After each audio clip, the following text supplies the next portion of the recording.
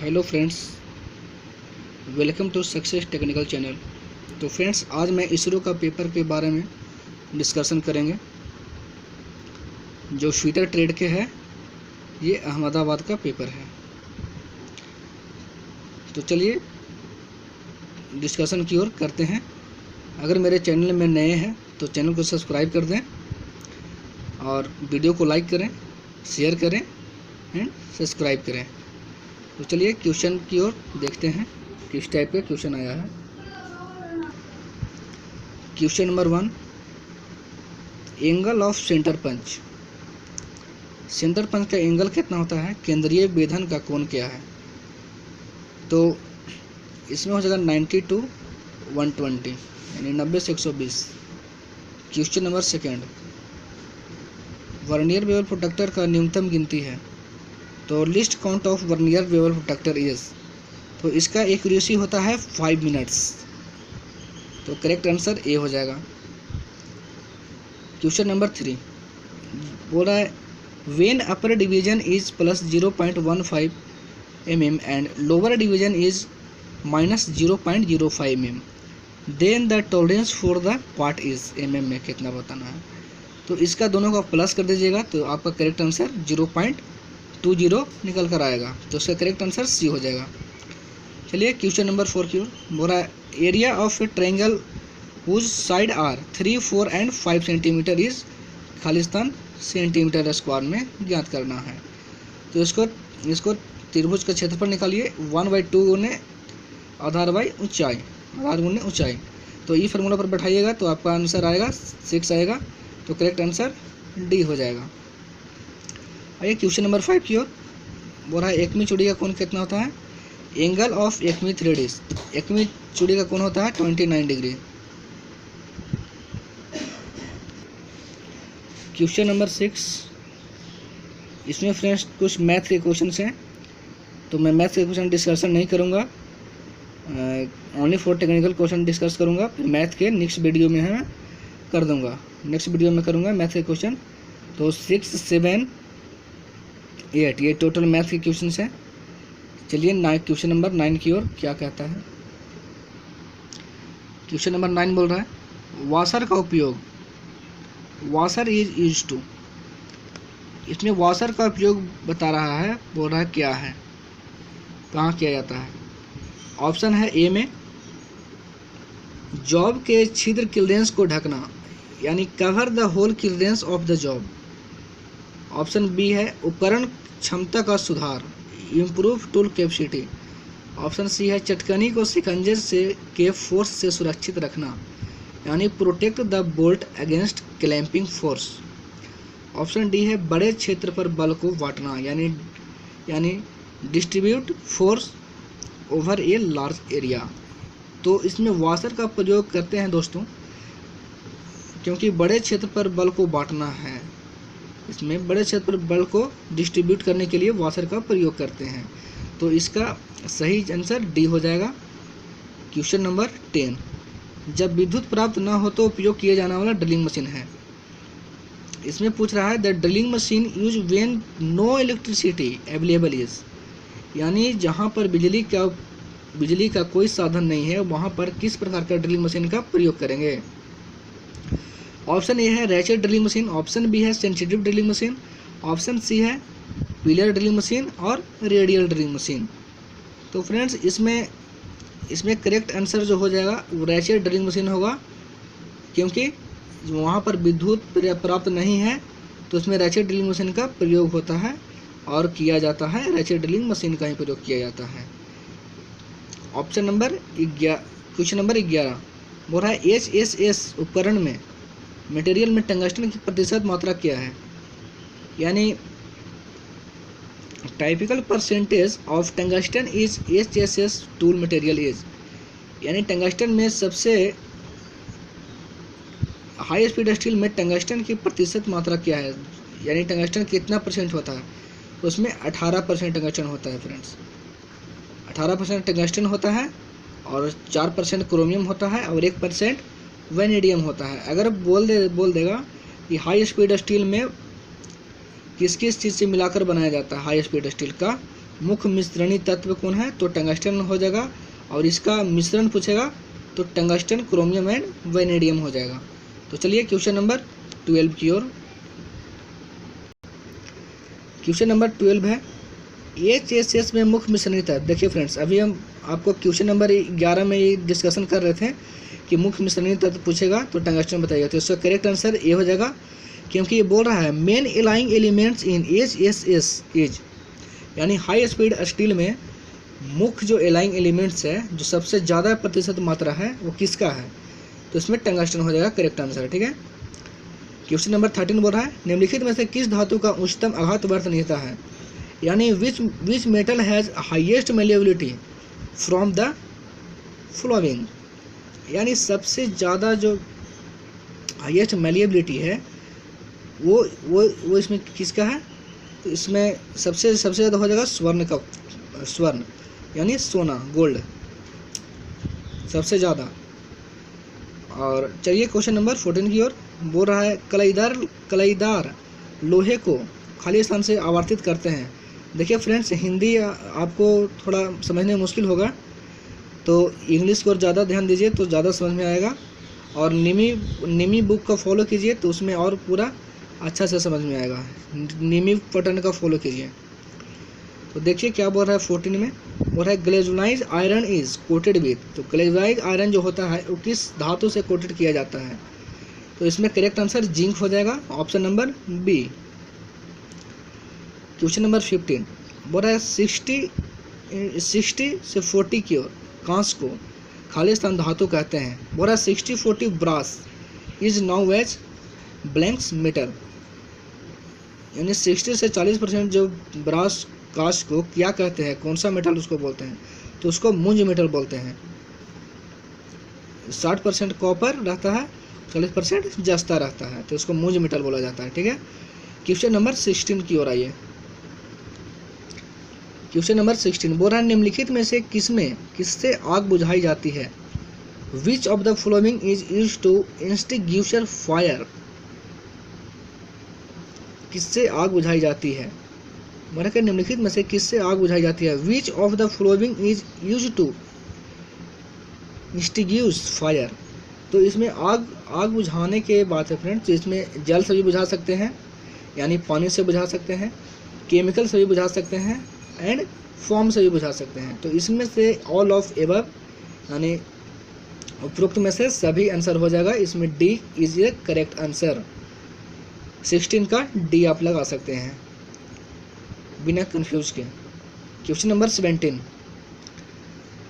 बोल रहा है निम्नलिखित में से SS 304 में कौन सा तत्व उपस्थित नहीं होता, यानी SS का मतलब क्या है फ्रेंड्स, इसका फुल फॉर्म हो जाएगा stainless steel. Which of the following elements is not present in SS 304, यानी 304 जो है वो स्टेनलेस स्टील का नंबर सिस्टम दर्शाया गया है, नंबर सिस्टम है। तो स्टेनलेस स्टील में जो कौन सा तत्व नहीं मिलाया जाता है, तो इसमें एल्यूमिनियम है ऑप्शन, लोहा है, निकल है, क्रोमियम है। तो इसमें फ्रेंड्स क्रोमियम एंड निकल तो होता ही है, साथ में लोहा भी होता है, लेकिन एल्यूमिनियम को नहीं मिलाया जाता है, इसमें उपस्थित नहीं रहता है। तो इसका करेक्ट आंसर ए हो जाएगा। और अगर पूछेगा कि स्टेनलेस स्टील में मुख्य मिश्रणी तत्व कौन है, तो इसमें क्या लगेगा फ्रेंड, क्रोमियम। ठीक है, कि क्रोमियम 18% क्रोमियम होता है और निकल 8% होता है। ठीक है। तो चलिए क्वेश्चन नंबर 18 की ओर। बोल रहा साइन थीटा इक्वल टू खाली स्थान कितना होता है, तो sine theta equal to formula है फ्रेंड्स ट्रिकोनोमेट्री का, तो इसमें है अपोजिट साइड बाई हाइपोटेनियस, यानी विपक्ष बटा कर्ण। तो मैथ का क्वेश्चन को डिस्कशन नहीं करेंगे, सिर्फ थोड़ा हिंट्स कर देंगे, ओनली फॉर टेक्निकल क्वेश्चन का डिस्कशन करेंगे। ठीक है फ्रेंड्स। तो चलिए क्वेश्चन नंबर 19 की ओर। बोल रहा स्टील रूल में इंच की न्यूनतम गिनती क्या है, steel rule the list count of steel rule is inches. तो न्यूनतम गिनती हो जाएगा फ्रेंड्स नन ऑफ दिस, इसमें से कोई भी नहीं होता। अगर 1/64 रहता तो इसमें होता 0.5 mm हो जाता। कम से कम मात्रा जो स्टील रूल क्या है मापने का, वो 0.5 mm होता है, लेकिन इसमें ऑप्शन अकॉर्डिंग टू ऑप्शन नहीं है, तो नन ऑफ एबव लगा सकते हैं। क्वेश्चन नंबर 20 बोल रहा है खाली स्थान को निकालने पर आग को कम किया जा सकता है। Fire can be reduced by removing. तो आग को कम करने के लिए हम किसका प्रयोग करेंगे? तो ऑप्शन क्या है? ऑक्सीजन, ईंधन एंड ऊष्मा। और डी में क्या है? उपयुक्त में से कोई भी। तो फ्रेंड्स इसमें हम डी लगाएंगे, उपयुक्त में से कोई भी। अगर किसी को भी निकाल देंगे तो आग का मात्रा जलने से कम हो जाएगी, ठीक है। क्योंकि ऑक्सीजन निकालेंगे तो कम होगा, फ्यूल भी निकालेंगे तो कम हो जाएगा, हीट ऊष्मा भी निकाले तो बिल्कुल कम हो जाएगा। तो उपयुक्त में से कोई भी, एनी ऑफ एवर हो जाएगा। तो इसका करेक्ट आंसर डी हो जाएगा 20 का। क्वेश्चन नंबर 21 बोल रहा है 10⁻⁻² mm कितना माइक्रोन होता है? तो इसका करेक्ट आंसर हो जाएगा सी हो जाएगा। करेक्ट आंसर 10 हो जाएगा।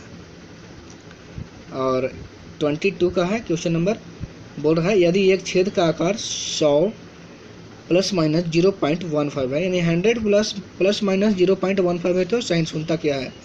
बोल रहा है if the size of hole is 100 ± 0.15 then the tolerance is. तो टॉलरेंस कहीं भी पूछेगा फ्रेंड्स, कितनी भी बड़ी क्वेश्चन रहेगी तो टॉलरेंस को आपको ऐड कर देना है जो छूट दिया गया है, ठीक है। तो ± 0.15 को डबल कर दीजिएगा, ऐड कर दीजिएगा तो 0.30 आ जाएगा। तो इसका करेक्ट आंसर क्या होगा? बी हो जाएगा, ठीक है। आइए क्वेश्चन नंबर 23 की ओर। बोल रहा है किसी विशेष काम के वेधन के लिए काटने की गति और काटने की उपकरण से रीमिंग की छिद्रीकरण की काटने की गति क्या है? तो फ्रेंड्स हिंदी इसमें थोड़ा समझने में मुश्किल होगा, तो इंग्लिश देखते हैं क्या लिखा हुआ है। बोल रहा है cutting speed for reaming blanks, cutting speed for drilling for a particular work piece and cutting tool combination. तो इसमें दोनों में कॉम्बिनेशन करना है, ड्रिलिंग में एंड रीमिंग में। तो आपको बताना है कि ज़्यादा कौन सा स्पीड में चलेगा, रीमिंग चलेगा या ड्रिलिंग चलेगा। तो फ्रेंड्स ज़्यादा तो ड्रिलिंग चलेगा, लेकिन इसमें पूछ रहा है कि काटने की गति ड्रिल से क्या है, रीमर की गति ड्रिल से क्या है? तो ड्रिल से काटने से गति से कम है, क्योंकि रीमर का स्पीड कम होता है, ड्रिल का ज़्यादा होता है, से कम हो जाएगा। तो करेक्ट आंसर बी हो जाएगा इसका। आइए क्वेश्चन नंबर 24 की ओर। बोल रहा है एक 4 स्टार्ट चूड़ी में यदि लीड 16 mm है तो चूड़ी का अंतराल क्या होगा? तो इसका फार्मूला होता है फ्रेंड्स नंबर ऑफ स्टार्ट गुने पिच, ठीक है। तो इस फार्मूला पर बैठा दीजिएगा तो 4 × 4 के 16 कट जाएगा, 4 mm हो जाएगा आपका आंसर सी हो जाएगा इसका। आइए क्वेश्चन नंबर 25। क्वेश्चन नंबर 25 क्या बोल रहा है? बोल रहा है 2 mm व्यास के छेद को मापने के लिए निम्नलिखित में से किस उपकरण का उपयोग किया जाता है? यानी to measure a hole of diameter 2 mm which of the following instrument in use. तो इसका ऑप्शन के अनुसार फ्रेंड्स पिन गेज सही होगा, क्योंकि अंदरूनी माइक्रोमीटर इंटरनल माइक्रोमीटर तो होगा नहीं, बोर गेज तो होगा नहीं क्योंकि बोर मापता है, स्लिप गेज तो और बिल्कुल नहीं होगा। तो इसमें pin gauge according to option के अनुसार होना चाहिए। तो इसका ए हो जाएगा आंसर। चलिए 26 की ओर। और निम्नलिखित में से कौन सा चिन्ह समांतरता को सूचित करता है? यानी विच सिंबल रिप्रेजेंट पैरेललिज्म, यानी पैरेललिज्म को प्रेजेंट कौन करता है? तो पैरेलल यानी समानांतर। तो समानांतर हो जाएगा ऑप्शन फ्रेंड्स सी, क्योंकि दोनों रेखाएं जो है वो आपस में कभी नहीं मिलेगी, ये सिर्फ सोजा जाते रहेगी, तो इसको समानांतर बोलते हैं। तो इसका करेक्ट आंसर हो जाएगा सी हो जाएगा, बिल्कुल राइट आंसर है। 27 में आइए। बोला चित्र में दिखाए गए स्क्रू के प्रकार को पहचानिए। Identify the type of screw show in figure. तो ये जो स्क्रू है फ्रेंड्स कौन सा है? तो सॉकेट हेड कैप स्क्रू हो जाएगा इसका answer, socket head cap screw, क्योंकि चीज हेड कैप स्क्रू तो होगा नहीं। स्क्वायर हेड को इसका हेड स्क्वायर होगा। काउंटर सिंक में होता है कि इसका काउंटर सिंक की तरफ नुकीला होता है, लेकिन इसमें socket head screw correct answer है। आप ऑप्शन बी लगा सकते हैं आंसर। क्वेश्चन नंबर 28, इसमें बोल रहा है 7% के दर पर 3 वर्षों के लिए 1000 की रकम के लिए सरल ब्याज क्या होगा। इसमें फ्रेंड्स PTR/100 लगा दीजिएगा, तो करेक्ट आंसर सी हो जाएगा। PTR/100 मूलधन गुने समय गुने दर बटा 100, ये फार्मूला से आपका करेक्ट आंसर सी हो जाएगा फ्रेंड्स। चलिए, मैथ का क्वेश्चन मैं डिस्कशन नहीं करूँगा, ओनली फॉर टेक्निकल करूँगा। इसमें भी वही है, 29 में दिखाया गया चित्र में आकार की लंबाई का पता लगाइए, आयाम इतना, पाई का मान 22/7 दिया गया है फ्रेंड्स। चलिए क्वेश्चन नंबर 30 की ओर मैथ आप बना लीजिएगा। इसमें से कौन सा व्यतिकरण फिट है, which of the following in an interference fit. तो ऑप्शन ए है फोर्स फिट, बी है रनिंग फिट, सी है स्लाइडिंग फिट और डी है पुश फिट। तो व्यतिकरण फिट, तो व्यतिकरण फिट के अंतर्गत में आता है friends force fit, driven fit और एक और फिट है। तो इसमें force fit is the correct answer and 30 question. ठीक है फ्रेंड्स, तो 30 क्वेश्चन नंबर 30 का करेक्ट आंसर जो हो जाएगा आपका ए हो जाएगा, फोर्स फिट लगा सकते हैं। किसी व्यक्ति ने पुश फिट लगा दिया है तो उसका रॉन्ग हो गया है, तो आप कन्फ्यूजन मत होइएगा। और लिमिट फिट एंड टॉलरेंस का चैप्टर कम से कम इससे 3 से 4 क्वेश्चंस आते ही रहते हैं, इसलिए इसको अच्छा से रिवीजन करिएगा और कंप्लीट करिएगा, कॉन्सेप्ट को क्लियर करिएगा। इसका करेक्ट आंसर ए हो जाएगा, फोर्स फिट। क्वेश्चन नंबर 31, बोरा निम्नलिखित में से कौन सा मशीनिंग में कूलेंट शीतलक का मौलिक कार्य है। यानी बोल रहा है कि विच among the following is the basis function of coolant in machining. यानी मशीनिंग करने का समय कूलेंट का क्या कार्य है, कूलेंट क्यों डालते हैं, कूलेंट डालने से क्या प्रभाव पड़ता है। तो इसमें करेक्ट आंसर हो जाएगा फ्रेंड्स, कार्य मटेरियल या जॉब और उपकरण को ठंडा करने के लिए, यानी to cool the work material job and tool. Question number 32 की ओर मैथ दिएगा फ्रेंड्स, इसको सोल्यूशन कर लीजिएगा बोर्ड मास के द्वारा। और 32 एंड 33 दोनों बोर्ड मास के द्वारा सोल्व हो जाएगा, बिल्कुल ईजिली है, बिल्कुल ईजिली रूप से सोल्यूशन हो जाएगा। अब टाइम गवाते हुए, बिना टाइम गवाते हुए आइए क्वेश्चन नंबर 34 की ओर, ओनली टेक्निकल क्वेश्चन। एक बढ़ाई किस प्रकार की ड्रिलिंग मशीन का उपयोग करता है। एक तो बढ़ाई जो होता है, कारपेंटर जो होता है, वो किस प्रकार ड्रिलिंग मशीन का यूज करता है। क्वेश्चन बोल रहा है which type of drilling machine does A carpenter use. यानी कारपेंटर को यूज करने के लिए वो किस प्रकार का ड्रिलिंग मशीन का प्रयोग करेगा। ऑप्शन ए है sensitive drilling machine, option B है breast drilling machine, option C है radial drilling machine, option C है गैंग ड्रिलिंग मशीन। तो फ्रेंड्स इसमें ब्रेस्ट ड्रिलिंग मशीन का यूज करता है कारपेंटर, तो आप लगा सकते हैं option number B is the correct answer.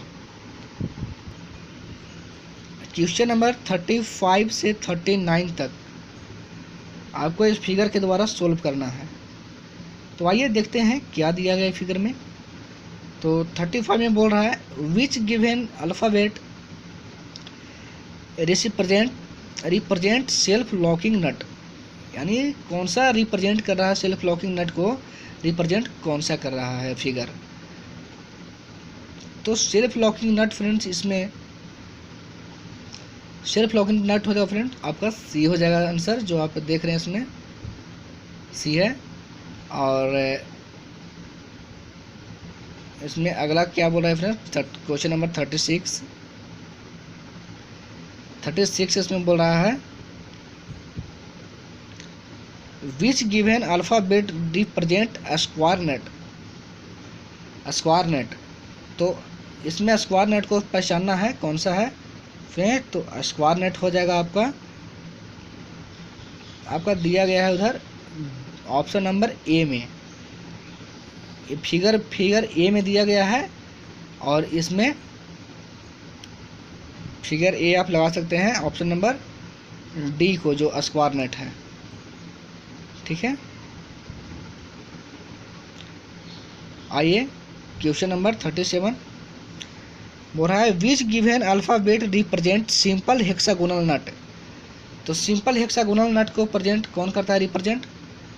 तो इसमें करता है फ्रेंड्स, हेक्सागोनल नट को डी करता है। फिगर में डी दिया गया है, लेकिन ऑप्शन में ए दिया गया है। क्वेश्चन नंबर 38 आइए, विच गिवन अल्फ़ाबेट रिप्रेजेंट कैसल नट। तो कैसल नट का कौन सा प्रेजेंट करता है? तो कैसल नट आपका हो गया ऑप्शन नंबर बी। फिगर में बी है फ्रेंड्स, और इसमें हो जाएगा आपका फिगर में बी, इसमें भी बी हो जाएगा। कैसा